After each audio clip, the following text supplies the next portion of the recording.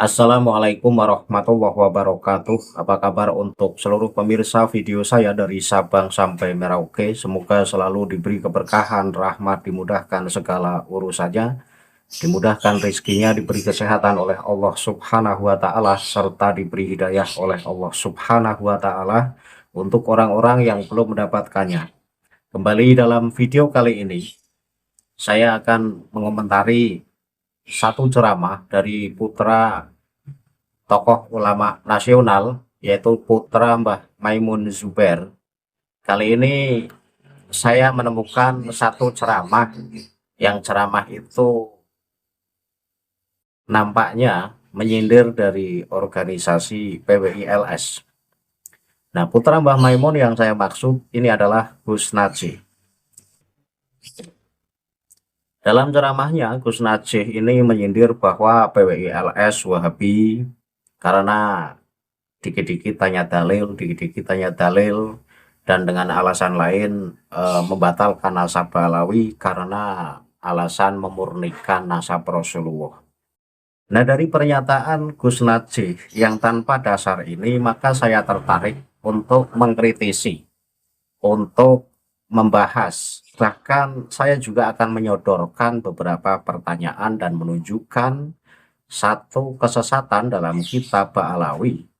Apakah Gus Najih dan juga orang-orang yang ada di belakang Gus Najih ini sanggup memberikan jawaban yang tepat dan membenarkan apa yang tertulis dalam kitab Ba'alawi ini? Namun seperti apa ceramah Gus Najih tersebut? Sebelum saya membahas ke arah itu, untuk seluruh penonton dari manapun semua yang belum subscribe channel saya, bisa tekan tombol subscribe, kemudian like, serta share video ini ke teman-teman semua. Agar yang belum tahu menjadi tahu, yakinlah bahwa munculnya channel ini semata-mata untuk mengedukasi pada seluruh umat muslim di Indonesia, agar tidak terjerat oleh doktrin-doktrin sesat yang dilancarkan oleh golongan yang mengaku sebagai keturunan Rasulullah. Selanjutnya, sebagai bahan pembahasan, akan saya tampilkan cuplikan ceramah dari Gus Najih Maimun Zubair. Saya harap penonton bisa menyimak video ini hingga selesai, karena akan saya bahas dan akan saya tunjukkan ketika Gus Najih mengelak ajaran Ba'alawi, ajaran yang sesat, maka saya tunjukkan kesesatan itu dari kitab Ba'alawi itu sendiri. Dan sebelumnya penonton bisa simak video yang akan tayang berikut ini. Zaman sak mangke kadang-kadang kita ngakune mboten ahli sunnah, kita ngakune mboten Wahabi, tapi sampun kemasukan pemikiran Wahabi. Napa niku pemikiran Wahabi? Sithik-sithik muni mana dalilnya, sithik-sithik muni mana ndi dalile, ndi hujae. Terus pemikiran sing sakniki gegerno niki, mana bukti kitab sezaman nggih, kitab nasab sezaman. Ngoten niku sami niku pemikiran Wahabi. Wahabi niku nggih hujae, ngakune, klaime, propagandane niku memurnikan agama dari bid'ah, dari hal-hal khurafat, bid'ah, takhayyul dan seterusnya. Niki gerakan sing enggal niki teng Indonesia nggih sami, dakwahe mirip, memurnikan nasab Rasulullah SAW dari kebohongan, titik nggih bangsa ngoten itu. Inna lillahi wa inna ilaihi raji'un. Dari video yang baru saja kita saksikan bersama, di situ Gus Najih itu mengatakan bahwa ajaran Ahlus Sunnah wal Jamaah ini tidak seperti ajaran Wahabi, beda. Karena kalau ajaran Wahabi itu ya dikit-dikit tanya dalil, dikit-dikit tanya dalil. Dan yang sekarang ini ada di Indonesia katanya itu ya gerakan Wahabi. Yang dimaksud oleh Gus Najih itu adalah organisasi baru PWILS yang dikomandani oleh Gus Abbas Asal Buntet, dan juga terkait pembatalan nasabah Alawi yang dikomandani oleh Kiai Haji Imaduddin Usman Al-Bantani, itu disebut sebagai gerakan Wahabi. Saya tertarik untuk mengkritisi apa yang disampaikan Gus Najih. Sebenarnya Gus Najih ini sudah meneliti secara keseluruhan atau belum?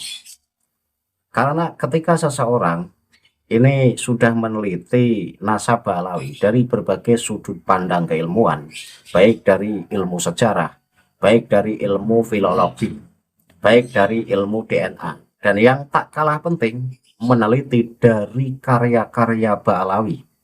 Karena menurut saya, meneliti karya-karya Ba'alawi ini sebuah cara untuk mendukung apakah ajaran Ba'alawi ini pantas dipertahankan atau tidak. Dan bisa menguatkan dalil yang mengatakan bahwa Ba'alawi bukan keturunan Rasulullah. Karena kerap kali dalam kitab-kitab Ba'alawi ini justru menyanjung moyang-moyangnya, bahkan menganggap moyangnya itu levelnya di atas Rasulullah. Lah ketika Gus Najih ini tidak mau menyentuh kitab-kitab khurafat Ba'alawi, ya maka akan kaku dan akan selalu membela bahwa Ba'alawi adalah dzurriyyah Rasulullah. Sementara saya yang santri desa saja, dengan pelan-pelan mengkaji dan meneliti kitab-kitab Ba'alawi, saya menemukan ratusan kejanggalan. Bahkan kalau seluruh kitab Ba'alawi saya baca, ada ribuan kejanggalan yang tidak berkesesuaian dengan ajaran Ahlus Sunnah wal Jamaah. Nah, jika Gus Najih menuduh organisasi PWILS dan pembatal nasabah Alawi ini adalah gerakan Wahabi, maka saya tunjukkan satu kitab Ba'alawi yang bernama Tadhkirunas, dan kitab ini kitab klasik yang saya suka dengan kitab ini karena isinya terlalu halu. Sehingga saya membaca kitab ini sebagai alat untuk menghibur diri. Terkadang saya bisa tertawa dengan membaca kekonyolan-kekonyolan dari apa yang tertulis di kitab ini. Namun dalam kitab Tadhkirunas halaman 197 saya menemukan satu cerita di mana seluruh keturunan Rasulullah walaupun di dunia hidupnya tidak sempurna, dalam hal ini biasa-biasa saja, atau bisa dibilang Habib bodoh atau Habib yang suka maksiat, maka pada saat sudah di alam barzah, kekurangan mereka itu akan disempurnakan oleh Allah dan mereka akan ditempatkan dalam derajat yang tertinggi. Ini satu, saya tidak suka dengan cara mengagungkan klannya dengan cara membuat dongeng-dongeng bohong semacam ini. Saya tunjukkan teksnya di layar sehingga penonton bisa menyimak, dan sebagai bukti bahwa apa yang saya sampaikan ini berdasarkan kitab Ba'alawi. Jadi para mukimat ini dalam bernarasi ini ada dasarnya, dan dasarnya ya kitab Ba'alawi itu sendiri. Jadi bukan karena faktor kebencian, bukan karena faktor menyerang Ba'alawi. Saya baca teksnya.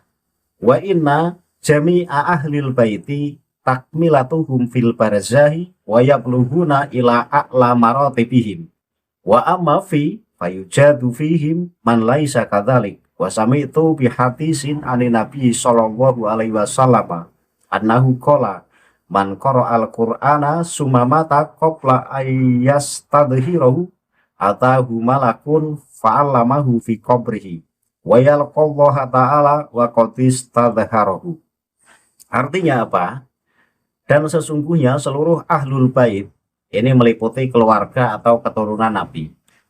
Penyempurnaan mereka terjadi di alam barzah, dan di sanalah mereka mencapai derajat-derajat tertinggi mereka.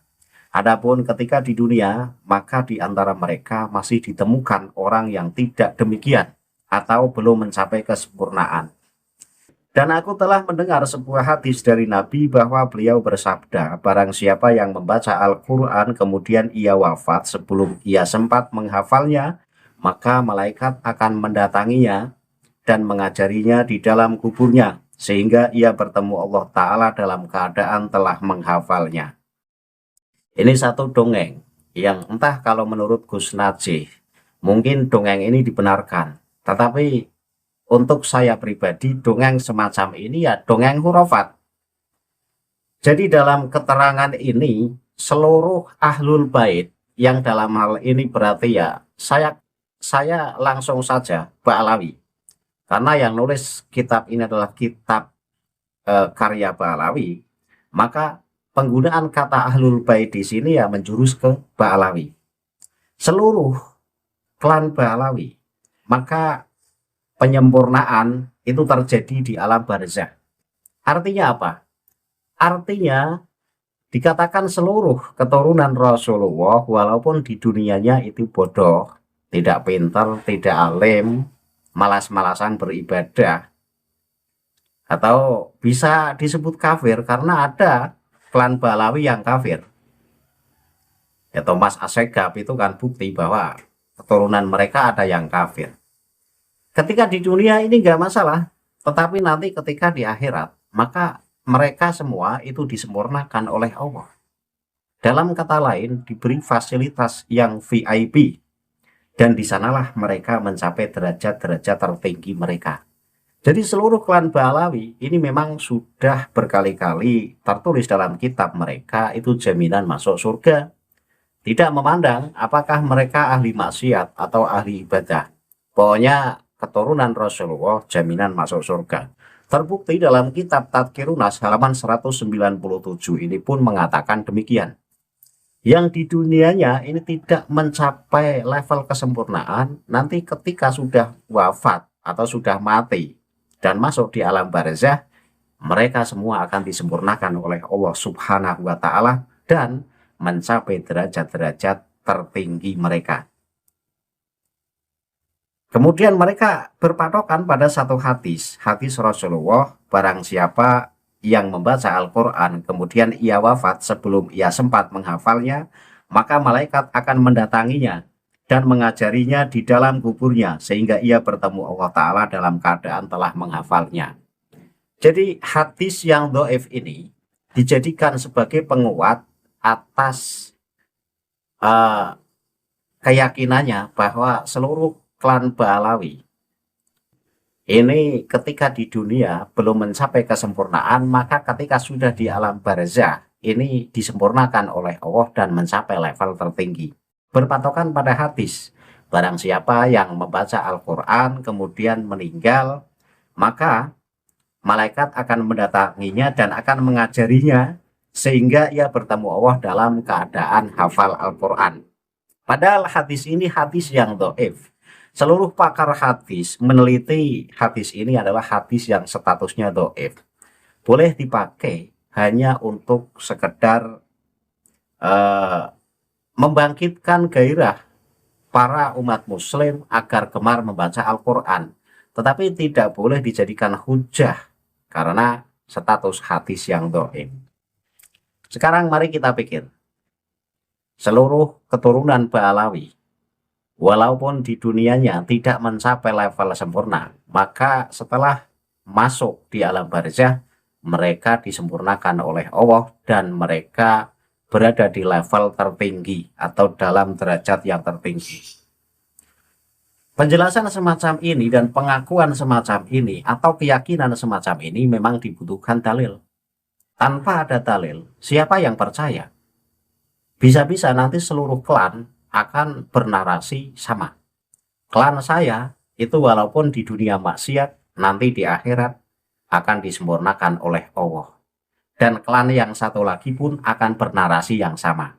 Jika sebuah agama tidak membutuhkan dalil, adakah dalil yang mengatakan demikian, baik dari Al-Quran maupun Al-Hadis, yang mengatakan bahwa seluruh keturunan Rasulullah yang dalam hal ini berarti Ba'alawi, walaupun di dunianya tukang maksiat, dalam kata lain belum sempurna, maka setelah di alam barzah mereka akan disempurnakan oleh Allah dan ada dalam level tertinggi mereka.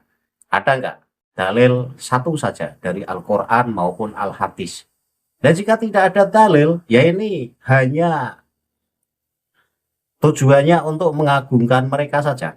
Mereka biar dianggap sebagai klan termulia, mendapat fasilitas VIP dari Allah Subhanahu wa Ta'ala.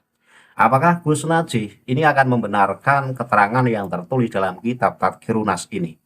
Jika Gus Najih membenarkan, dasarnya apa? Dalilnya apa? Penguatnya apa? Karena agama ini bukan dalil mimpi. Agama Islam adalah agama yang dalilnya harus jelas, baik dari Al-Quran maupun Al-Hadis. Dan ketika dalilnya jalur mimpi, maka ajaran Islam ini adalah agama para pemimpi. Dan itu tidak dibenarkan. Tidak dibenarkan. Nanti masing-masing orang mimpinya berbeda-beda dan akan dijadikan dalil masing-masing. Lah ini kan repot. Maka sangat wajar ketika PWILS kemudian menanyakan dalil, menanyakan kitab sezaman, bukti bahwa Ba'alawi merupakan dzurriyyah Rasulullah. Itu memang diperlukan dan dibutuhkan dalam kajian nasab, dalam kajian sejarah. Itu memang dibutuhkan. Tanpa kitab sezaman, dari mana kitab-kitab di abad berikutnya kemudian bisa menulis cerita-cerita yang tidak ada landasannya? Mikir pakai otak. Itu satu. Kemudian yang kedua, ini masih di halaman 197, masih kitab Tadhkirun Nas. Wa ra'aitu imra'atan syarifatan ba'dama matat wa sa'altuha faqalat inni qad hafidtu nisfal qur'ani wa qad atani ba'dun nasi wa qala inni ra'aitu Syekha Abu Bakr bin Salim wa qala inna indana ursa hadhil ayami libni fulanin ala binti fulanatin. Nah ini artinya, dan aku pernah melihat seorang wanita syarifah keturunan Nabi setelah ia wafat. Lalu aku bertanya kepadanya. Ia menjawab, sesungguhnya aku telah menghafal setengah Al-Quran di alam barzah. Dan telah datang kepadaku sebagian orang yang bercerita, sesungguhnya aku telah bermimpi melihat Syekh Abu Bakar bin Salim. Beliau berkata, sesungguhnya di tempat kami alam barzah sedang ada pesta pernikahan pada hari ini, yaitu pernikahan putra Fulan dengan putri Fulanah. Ini kitab halu. Dan ceritanya super halu. Jadi diceritakan ada seorang syarifah yang setelah mati kemudian bertemu dengan salah satu Sadah Ba'alawi. Kemudian ditanya oleh Sadah Ba'alawi tersebut. Kemudian ia menjawab, orang yang sudah mati, syarifah yang sudah mati tersebut menjawab, sesungguhnya aku telah menghafal setengah Al-Quran di alam barzah. Jadi di alam barzah ini si syarifah itu lagi hafalan Al-Quran, lagi belajar menjadi hafidh Quran. Lah ini dasarnya dari mana? Orang sudah meninggal, sudah lepas ruhnya dari jasad, kemudian di alam barzah itu mereka lagi hafalan Al-Quran. Dan syarifah tersebut maksud saya. Jadi syarifah tersebut sudah meninggal. Ruhnya sudah kembali ke pangkuan Allah. Jasadnya melebur bersama tanah. Tapi dikatakan dalam kitab ini, si syarifah tersebut katanya lagi hafalan Al-Quran. Dan sudah mendapatkan setengah dari hafalan Al-Quran. Jadi seakan-akan keberadaan alam barzah itu kayak keberadaan di alam dunia. Ada hafalan Al-Quran juga kok di sana. Lah ini dalil untuk membenarkan cerita ini, dalilnya mana? Lah kalau tanpa dalil kemudian kita dipaksa untuk mempercayainya, maka semua orang pun bisa membuat cerita-cerita halu. Dan kita akan memaksa kepada para pembacanya agar mempercayai cerita halu tersebut. Ini sangat membahayakan. Makanya, di alam barzah ketika dikatakan orang masih berhafalan Al-Quran, bahkan sudah mendapat setengah dari Al-Quran, berarti sudah hafal 15 juz. Ini kan cerita yang khurafat, cerita yang tidak bisa dibenarkan. Karena apa? Ya karena tidak ada dalil yang membenarkan. Kemudian dikatakan lagi, ini mimpi ini, sesungguhnya aku telah bermimpi melihat Syekh Abu Bakar bin Salim. Kemudian Syekh Abu Bakar bin Salim berkata, sesungguhnya di tempat kami, maksudnya di alam barzah, sedang ada pesta pernikahan pada hari-hari ini, yaitu pernikahan putra Fulan dengan putri Fulana. Jadi Sadah Ba'alawi yang masih hidup, ini ketemu dengan Habib Abu Bakar bin Salim yang sudah meninggal. Kemudian tanya. Kemudian Habib Abu Bakar bin Salim ini berkata, sesungguhnya di tempat kami, di alam barzah, itu lagi ada pesta pernikahan dalam beberapa hari ini, yaitu pernikahan putra Fulan dengan putri Fulana. Ini gimana? Di alam barzah itu ada pergelaran pesta pernikahan. Katanya yang nikah adalah putra Fulan dengan putri Fulana. Artinya kan ini benar-benar resepsi pernikahan secara nyata seperti halnya di dunia. Karena satu laki-laki dan satu perempuan. Coba, ada nggak dalil yang membenarkan cerita bohong semacam ini? Nanti Muhyiddin akan bilang, oh maksudnya nggak semacam itu, kamu tidak bisa memahami. Ini jelas teksnya. Teks dalam kitab Tadhkiruna sudah sangat jelas bahwa di tempat kami, di alam barzah, itu lagi ada pergelaran pesta pernikahan, yaitu pernikahannya putra si Fulan dengan putri si Fulana. Lah berarti kan ini pernikahan betulan, bukan pernikahan ala sufi ya. Kalau ala sufi, ini yang dimaksud pernikahan adalah bertemunya dua ruh. Karena dikatakan menurut pemahaman sufi bahwa ruh orang-orang mukmin itu nanti bisa saling menyambangi. Nah, ketika antar ruh itu bertemu, maka disebut sebagai pernikahan. Sebuah kenikmatan dari Allah Subhanahu wa taala karena sudah diberi keleluasaan bisa saling menyambangi satu sama lain. Itu kalau pernikahan ala sufi. Tetapi di sini tidak bisa ngeles dengan dalih, oh itu maksudnya pernikahan secara sufi. Tidak bisa, karena teksnya sudah sangat jelas. Di tempat kami sedang ada pergelaran pesta pernikahan dalam beberapa hari ini, yaitu pernikahannya putra Fulan dengan putri Fulana. Ini gimana? Di alam barzah ada pesta pernikahan. Nanti dekorasinya siapa? Ini sudah nggak masuk akal. Ya, apakah Gus Najih ini akan membenarkan dongeng semacam ini? Kalau lagi-lagi membenarkan, tunjukkan dalil sebagai penguat bahwa benar-benar di alam barzah itu ya masih hidup seperti halnya di dunia. Ada pergelaran pernikahan segala. Kan repot kalau hanya karena ngaku ahlu sunnah wal jamaah kemudian cerita yang semacam ini dibenarkan. Jadi bukan berarti ahli sunnah itu harus membenarkan semua cerita-cerita keramat ya.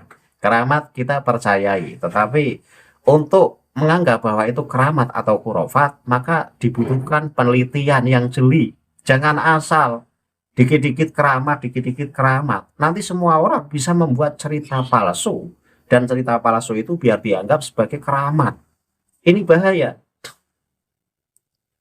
Kemudian yang ketiga ya, saya baca lagi. Wa qad waqa'ali mislu hadza wa huwa annahu mata ba'du sadati indana. Fa kharajtu ilal masjidi li huduri sholati alaihi fatawaddatu wa sholaitu rakaataini fa taroni siklun walam aktir alal harakati wa akhadatsni sinnatun fataqala alayya dzalika sayyidu wa ma'ahu syarifatun kanat smatat qablahu faqultu lahuma masya'nu hadzal ikhtilat faqala innahali wa hiya zaujati fil barzah. Ini cerita yang ketiga. Dan sungguh telah terjadi kepadaku hal yang serupa dengan itu, yaitu ketika salah seorang sadah atau keturunan nabi di lingkungan kami wafat, Aku pun keluar menuju masjid untuk menghadiri sholat jenazahnya. Lalu aku berwudu dan mengerjakan sholat 2 rakaat. Tiba-tiba aku merasa tubuhku menjadi berat dan aku tidak mampu bergerak. Kemudian aku tertidur sekejap antara tidur dan terjaga. Lalu masuklah menghampiriku Sayyid yang baru wafat tersebut bersama seorang syarifah yang telah wafat mendahulunya. Maka aku bertanya kepada keduanya, ada apa dengan percampuran atau kebersamaan ini? Sayyid itu menjawab, sesungguhnya dia milikku dan dia adalah istriku di alam barzah. Lah ini kan kacau lagi. Jadi diceritakan ada seorang Sayyid di lingkungan Sinarator. Ada salah satu Sayyid keturunan Rasulullah yang meninggal. Kemudian si narator ini mau mendatangi masjid dan ikut menyolati jenazahnya. Setelah menyolati jenazahnya, tiba-tiba mereka merasa berat. Ia merasa berat, tubuhnya merasa berat, kemudian tidak mampu bergerak dan tidur sekejap antara sadar dan tidak sadar. Kemudian ia melihat Sayyid yang baru meninggal, yang baru disolati itu masuk datang dengan membawa perempuan syarifah.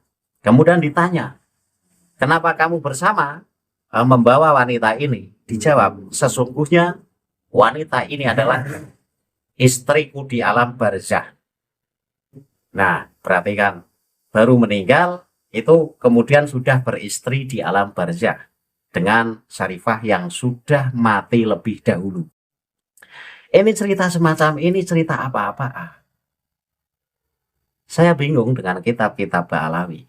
Jadi seakan-akan menganggap bahwa alam barzah itu seperti alam dunia. Mendapat kenikmatan di alam barzah itu bukan berarti mendapat kenikmatan sebagaimana layaknya di dunia. Beristri dengan wanita baru di sana, kemudian menggelar resepsi pernikahan. Ini kan hanya ada dalam film-film atau cerita-cerita fiksi. Nah, ketika cerita semacam ini kemudian dibela dan dibenarkan, mau jadi apa ajaran Ahlus Sunnah wal Jamaah ketika dongeng-dongeng khurafat ini dibenarkan dan dianggap sebagai dongeng-dongeng keramat? Ini membahayakan. Nah, dari ketiga cerita tersebut yang pada intinya, satu, menganggap bahwa seluruh keturunan Ba'alawi nanti di alam barzah itu disempurnakan. Dalam kata lain, walaupun di dunianya hidupnya tidak beraturan, kacau, tidak taat, ahli maksiat, maka nanti setelah di alam barzah itu disempurnakan oleh Allah dan diberi atau ditempatkan dalam level tertinggi mereka. Maka cerita ini adalah cerita yang hanya tujuannya untuk mengunggulkan klan Ba'alawi, sehingga pembaca akan terhipnotis bahwa klan Ba'alawi adalah klan yang mendapat fasilitas VIP dari Allah Subhanahu wa Ta'ala. Dan ini tidak berkesesuaian dengan ruh ajaran Islam. Karena ruh ajaran Islam ini tidak membeda-bedakan siapapun orangnya dan dari manapun orangnya dan dari siapapun ia lahir. Karena ajaran Islam ini hanya memandang inna akramakum indallahi atqakum, bahwa orang yang paling mulia di hadapan Allah adalah orang yang bertakwa kepada Allah. Bukan karena nasab. Ingat, bukan karena nasab. Ketika kitab Tadhkirun Nas halaman 197 mengatakan bahwa seluruh keturunan Ba'alawi nanti pada saat di alam barzah mendapat fasilitas VIP dari Allah Subhanahu wa Ta'ala, saya tolak mentah-mentah. Yang kedua, dikatakan bahwa kenikmatan di alam barzah itu sebagaimana kenikmatan di dunia. Dengan bukti cerita, di sana ada pagelaran atau pergelaran pesta pernikahan, yaitu pernikahan putra si Fulan dengan putri si Fulana. Ini juga dongeng semata dan tidak bisa dibenarkan. Karena apa? Karena lagi-lagi ajaran itu butuh dalil yang jelas. Ketika sebuah ajaran yang kemudian ajaran itu diyakini kok tidak membutuhkan dalil, dengan dalil bermodal kasab, ini menakutkan menurut saya. Karena bisa saja tidak kasab tapi ngaku kasab, bisa saja pandangannya ditipu iblis tapi menganggap bahwa itu pandangan yang benar. Itu ya, jadi saya menolak cerita yang tertulis dalam kitab Tadhkirun Nas. Nah, ketika Gus Najih ini membela mati-matian klan Balawi, sementara kitabnya isinya begini, apakah Gus Najih akan menilai bahwa cerita ini adalah cerita keramat? Sementara sudah sangat jelas bahwa cerita ini bertentangan dengan ruh Islam, ruh ajaran Islam. Ini menyimpang sekali. Nah, menurutku, tiga cerita di atas adalah khurafat dan berlebihan. Dari sudut pandang ilmiah hadis dan prinsip syariat yang murni, apa yang saya sampaikan memiliki landasan yang kuat. Banyak ulama dan pemikir Islam juga memiliki kekhawatiran yang sama dengan argumen saya. Mengapa narasi seperti ini bisa dianggap sebagai dongeng atau khurafat? Berikut adalah beberapa alasannya, sudah saya rangkum. Yang pertama, ketiadaan dalil dalam nas utama. Islam adalah agama yang berdasarkan dalil. Perkara gaib seperti alam barzah adalah perkara tauqifi, hanya boleh dipercayai berdasarkan apa yang tertulis dalam Al-Quran dan hadis sahih.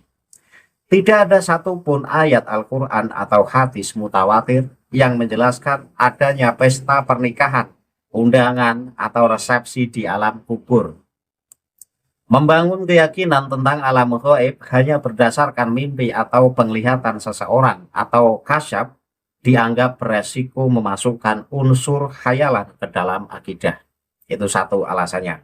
Kemudian alasan yang kedua, benturan dengan logika alam barzah. Alam barzah secara harfiah berarti sekat atau dinding. Ia adalah alam yang bersifat spiritual, bukan material. Narasi adanya pesta pernikahan yang detail si Fulan dengan putri Fulanah membuat alam barzah seolah-olah hanya duplikasi dunia fisik, yang mana ini bertentangan dengan sifat alam gaib yang seharusnya berada di luar jangkauan logika, ruang, dan waktu manusia. Yang ketiga, resiko pengkulturan dan mistisme. Kritik terhadap kontak-kontak di atas dalam kitab Tadhkirun Nas halaman 197. Ini biasanya berfokus pada hulu atau berlebihan, memberikan keistimewaan yang tidak berdasar pada kelompok tertentu. Dalam hal ini penyebutan Sadah atau Syarifah, yang dalam hal ini berarti klan Ba'alawi, secara berlebihan hingga melampaui batas-batas yang ditetapkan syariat, melalaikan persiapan kematian. Jika alam kubur digambarkan penuh pesta dan pernikahan, dikhawatirkan esensi kubur sebagai tempat perenungan, pertanggungjawaban, dan peringatan akan hilang, berganti menjadi narasi yang terlalu santai dan menghibur. Kemudian alasan yang keempat, kedudukan kitab-kitab khurafat, dan dalam hal ini adalah kitab Tadhkirun Nas. Kitab-kitab yang memuat kisah semacam ini seringkali digolongkan sebagai kitab hikayat atau manaqib, bukan kitab akidah atau kitab hukum. Dalam disiplin ilmu Islam, kisah-kisah tersebut bersifat subjektif bagi penulisnya. Tidak boleh dijadikan hujah atau argumen untuk mendebat kebenaran agama. Bagi orang yang kritis, kisah-kisah ini memang seringkali dianggap sebagai dongeng, pengantar tidur, atau bentuk imajinasi kesalehan yang tercampur dengan budaya lokal. Kesimpulan akhir, sikap saya untuk kritis terhadap teks ini adalah bentuk penjagaan akidah agar tetap berpijak pada dalil-dalil yang kuat, sahihul maqul, dan akal yang sehat atau sharihul maqul. Dalam beragama, mengikuti dalil yang pasti jauh lebih aman daripada mengikuti hikayat yang tidak jelas asal-usul sanadnya. Jadi kesimpulannya, ketika cerita dalam kitab Tadhkirun Nas halaman 197 yang tidak ada satupun dalil baik Al-Quran maupun hadis, dan ini hanya berdasarkan kasyaf, maka tidak bisa dibenarkan dan tidak bisa dijadikan hujah. Lah, ketika Gus Najih menganggap bahwa PWI-LS dan orang-orang yang membatalkan nasab Ba'alawi adalah gerakan Wahabi, apakah Gus Najih ini akan membenarkan cerita yang tertulis dalam kitab Tadhkirun Nas halaman 197 ini, di mana di alam barzah itu ada pesta pernikahan, lagi menikahkan putra si Fulan dengan putri Fulanah. Jika memang Gus Najih membenarkan, tunjukkan dan sodorkan satu keterangan baik Al-Quran maupun Al-Hadis yang membenarkan bahwa di alam barzah pun ada pergelaran pernikahan seperti halnya di dunia. Kemudian yang kedua, jika Gus Najih membenarkan bahwa seluruh sadah balawi walaupun hidup di dunia ini belum sempurna, maka ketika sudah mati dan ada di alam barzah, ini akan disempurnakan oleh Allah dan ditempatkan dalam level tertinggi. Jika Gus Najih membenarkan dongeng semacam itu, tunjukkan satu bukti, tunjukkan satu dalil penguat, baik dari Al-Quran ataupun Al-Hadis. Karena ruh Islam ini mengatakan bahwa inna akramakum indallahi atqakum. Orang yang mulia di hadapan Allah adalah orang yang bertakwa, tidak memandang nasab, tidak memandang dari mana suku, ras, dan bangsa.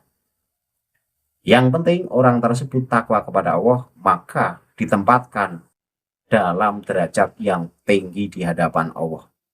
Ketika dongeng dalam kitab Tadhkirun Nas ini justru mengatakan seluruh sadah balawi, walaupun di dunianya belum mencapai level sempurna, maka nanti di alam barzah itu disempurnakan oleh Allah dan ditempatkan dalam level yang tertinggi. Ini jelas bertentangan dengan ruh ajaran Islam. Tapi lagi-lagi jika Gus Najih membenarkan, tunjukkan satu dalil penguat baik Al-Quran ataupun Al-Hadis. Jadi jangan asal membenarkan, karena ajaran Islam bukan ajaran sang pemimpi.